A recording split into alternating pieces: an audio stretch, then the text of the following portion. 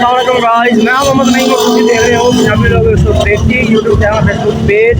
उम्मीद करता सब खैर खैरियत होवोगे। अल्लाह पाक तुम सब अपने ज़मान दे विच रखे।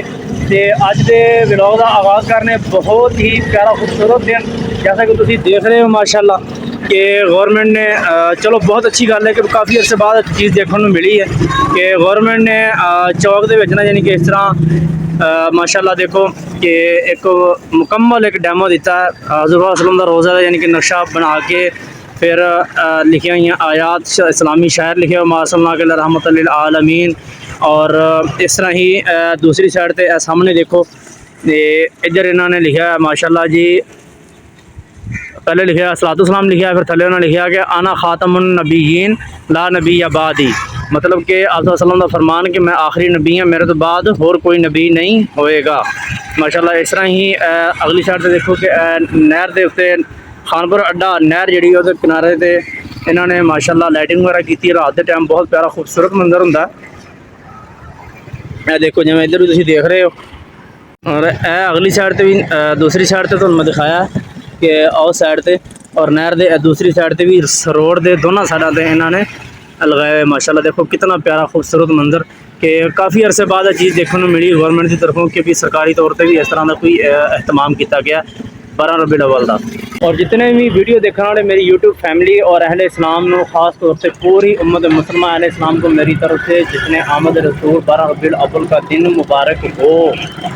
माशाल्लाह जी है जी बेल्जियम चौक के बिल्कुल एन वस्त इन्होंने लगाया कैंप गवर्नमेंट की तरफों। और इधर नाल ही है देखो कि सामने गवर्नमेंट की तरफों ठंडे और मिठे पानी का यानी कि एहतमाम किया जा रहा है। चलो कुछ ना कुछ तो हुकूमत मतलब इकदाम कर रही है, अच्छी गल है। चलो अल्लाह पाक कबूल फरमावे इन्हों और अल्लाह पाक इन्होंने नेकी के रस्ते चलावे गवर्नमेंट सारे इदारे माशाल्लाह जी। 12 रबीउल अव्वल की बबरकत दिन के सदके नाल रोड के उत्ते देखो कि सफाई सुथराई रोड यानी कि बिल्कुल क्लीयर किए क्योंकि अज इस दिन के सदके हवाले नाल जलूस वगैरह आने जाने और फिर शहर का तकरीबन मेन बनता सेंटर अगर अगे सिटी पुल आ रहा उत्थे देखो जी गड्डियाँ अज तो गली गली के जगह जगह के सफाई वाले जोड़े आवाम है लेबर इदारे ने बहुत एक्टिव ने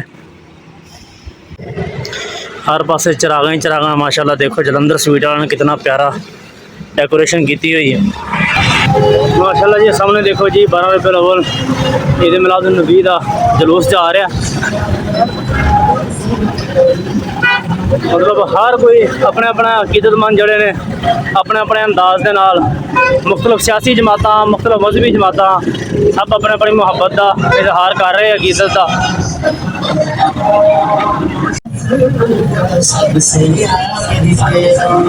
माशाल्लाह जी माशाल्लाह।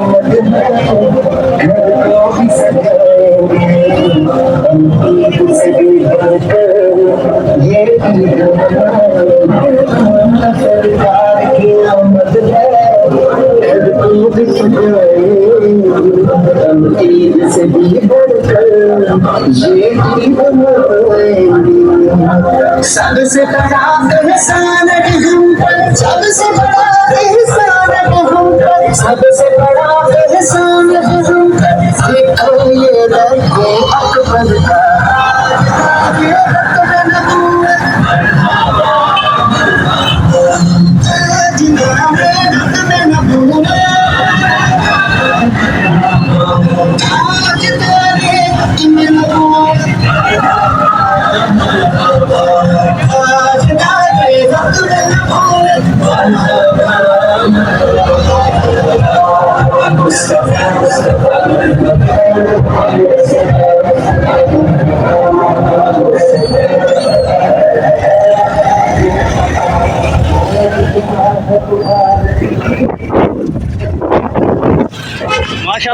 माशाल्लाह बहुत प्यारा जलसा जुलूस लेकिन मेरा मसला है कि ड्यूटी का इशू है, ड्यूटी तो जाना फिर इस वक्त मैं जा रहा ड्यूटी से। तो किसी ने मतलब हर शायर ने ना, हर बंदे ने अपने अपने प्यार मोहब्बत का इजहार करते हैं ना। शेर पढ़े जो आपकी विलादत हुई तो फिर आपकी शान में मतलब तारीफ लिखी, अपने अपनी मोहब्बत का अंदाज किया। किसी ने कहा कि निसार तेरी चहल पहल पे हज़ारों ईद रबीउल अव्वल, ठीक है। किसी ने कहा कि सोना आया तो सज के गलियां बाजार, किसी ने कहा कि अज मारिया भी भाव चढ़ गए। मतलब हर बंदे ने अपनी अपनी मोहब्बत का इजहार किया ना। लेकिन ना मैंने एक पंजाबी कलाम है शेर, मैंने वो बहुत ज़्यादा पसंद है।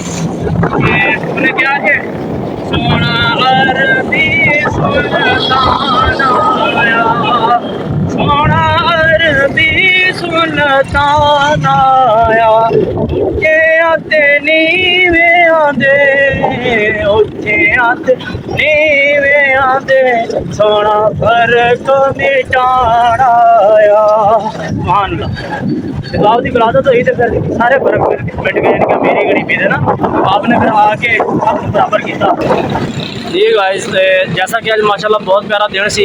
ਤੁਸੀਂ ਦੇਖਿਆ ਕਿ ਤਕਰੀਬਨ ਹਰ ਸ਼ਹਿਰਾਂ ਦੇ ਵਿੱਚ, ਹਰ ਗਲੀ ਦੇ ਵਿੱਚ, ਹਰ ਮੁਹੱਲੇ ਦੇ ਵਿੱਚ, ਹਰ ਸਿਆਸੀ ਹੈ, ਕੋਈ ਚਾਹੇ ਮਜ਼ਹਬੀ ਹੈ, ਚਾਹੇ ਕੋਈ ਜਿਸ ਤਰ੍ਹਾਂ ਵੀ ਹੈ, ਹਰ ਉਮਤੀ ਨੇ ਯਾਨੀ ਕਿ ਆਪਣਾ ਆਪਣਾ ਸ਼ੌਕ ਦਾ, ਜਜ਼ਬੇ ਦਾ ਇਜ਼ਹਾਰ ਕੀਤਾ, ਜਲੂਸ ਮਨਾਇਆ।